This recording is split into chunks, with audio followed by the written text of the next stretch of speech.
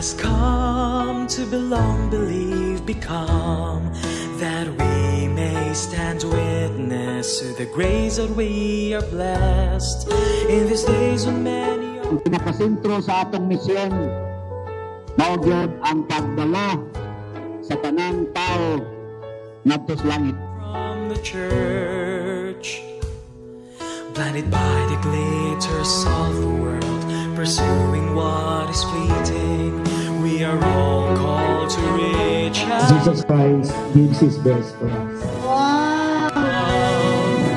Long believe, become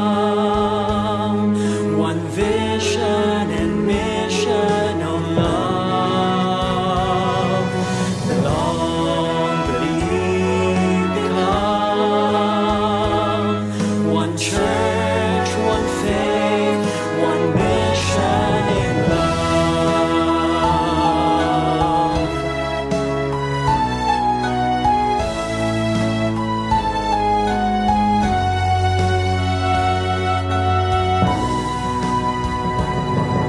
The time has come to belong, believe, become, that we may stand witness to the faith that we profess.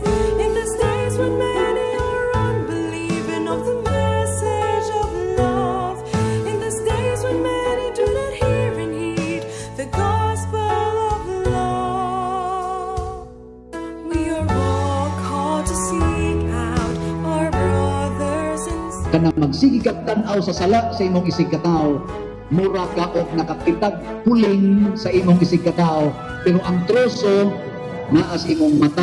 Believe, become one vision and mission of love. Belong, believe, become one church, one faith, one mission in love.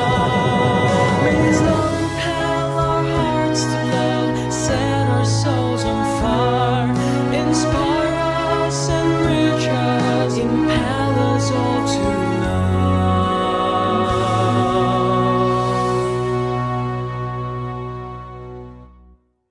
As we journey together in the Eucharist, we gather in the Eucharist, we encounter Jesus our Redeemer. Long believe, become one vision and mission of love. Belong, believe, become one church. Pasabot ang imong sakripisyo na kalipay sa imong gimahal. Si Kristo nagsakripisyo aron ta malipay. Si Kristo nagpakamatay aron ta malipay. Mo nang wagtang ang sala siyang kinabuhi. Klaro ang daan sa krus nga mo'y agianan sa langit. Gipasapasa na to ang krus kaganiha diha. Pag-signify nga kitang tanan mupasan din sa krus. Kay ang krus mo tuburan sa kaluwasan o tinuod na kalipay. Amen. Managbuban kita bay sa kaminaw o kalipay. Managbuban kita bay sa misyon sa patinabangay. Managbuban kita bay sa kaminaw o kalipay.